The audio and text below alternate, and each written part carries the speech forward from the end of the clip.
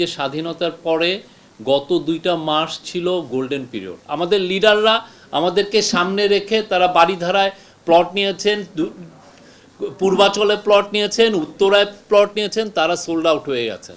আমাদের তরফ থেকে আমি যেটা বলতে পারি, প্রফেসর ইউনুস সম্পাদকদের সাথে একটা বসেছিলেন, সেখানে উনি বলেছেন যে মিডিয়া ফ্রিডম, প্রেস ফ্রিডম নন নেগোশিয়েবল।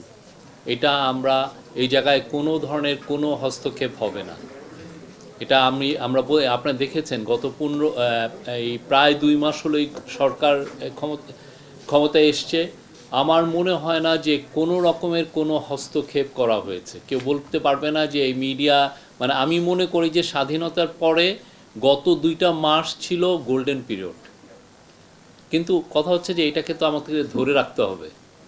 আমরা এটা ধরে রাখবো কিভাবে? আমরা চাই যে কতদিন এই গভর্নমেন্ট আছে আপনারা মিডিয়া ফ্রিডমটাকে ইনস্টিটিউশনালাইজ করেন, যাতে আর একটা পলিটিক্যাল গভর্নমেন্ট আসলে যেই সমস্যাটা আমরা আগে ফেস করেছি সেই সমস্যাটা যাতে আমরা ফেস না করি। কেননা আমরা আশা করি যে নেক্সট পলিটিক্যাল গভর্নমেন্ট যিনি আসবেন তারা হয়তো আরও ভালো করবেন, কিন্তু আমরা যে ভয়ের যে সময়টা আমরা কাটিয়েছি সেইটার জন্য আবার যে রিপিট করবে না এটার তো কোনো গ্যারান্টি নাই। আর একটা হচ্ছে যে আমরা আইনগুলোকে, যতগুলো কালা আইন আছে আমার মনে হয় যে মিডিয়া সংস্কার কমিশন সেইটার বিষয়ে কথা বলবেন, এবং আমাদের অলরেডি জানেন যে ল অ্যাডভাইজার বলেছেন যে ডিজিটাল সিকিউরিটি মানে সাইবার সিকিউরিটি অ্যাক্ট এটা থাকবে না, এটা আমরা রহিত করব, বা যেগুলো কালা কানুন আছে সেগুলোও রহিত করা হবে। কিন্তু এতেই কি আমাদের মুক্ত সাংবাদিকতা আসবে? আজকে যে সাংবাদিকতা, যে ছেলেটা যে ধরনের একটা টেলিভিশনে কাজ করে, যে 5,000 টাকা পায়, গার্মেন্টসেরও একটা ওয়ার্কারের চেয়ে কম পায়, বা যাকে প্রতিনিয়ত জার্নালিজম করতে বাধা দেওয়া হয়, তার মুক্তিটা কোথায়?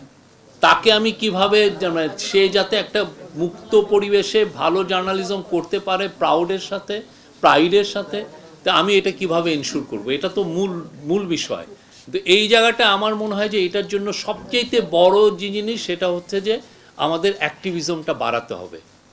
ট্র্যাডিশনাল যে অ্যাক্টিভিজমের যে জায়গাগুলো সেগুলো ফেল করেছে, ভয়াবহভাবে ফেল করেছে। আমাদের লিডাররা আমাদেরকে সামনে রেখে তারা বারিধারায় প্লট নিয়েছেন, পূর্বাচলে প্লট নিয়েছেন, উত্তরায় প্লট নিয়েছেন, তারা সোল্ড আউট হয়ে গেছেন।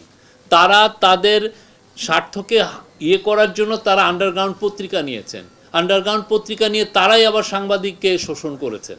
তা তার তো লেজিটিমেসি নাই। সে তো যে একটা পলিটিক্যাল অ্যাক্টরের কাছে বলতে পারে না যে আপনি এই সাংবাদিকের জন্য এই কাজটা করেন। তো সে নিজের স্বার্থটা দেখেছে, এবং আমরা কাউকে যারা মারা গেছেন তাদেরকে আমরা আবার হিরো বানিয়েছি।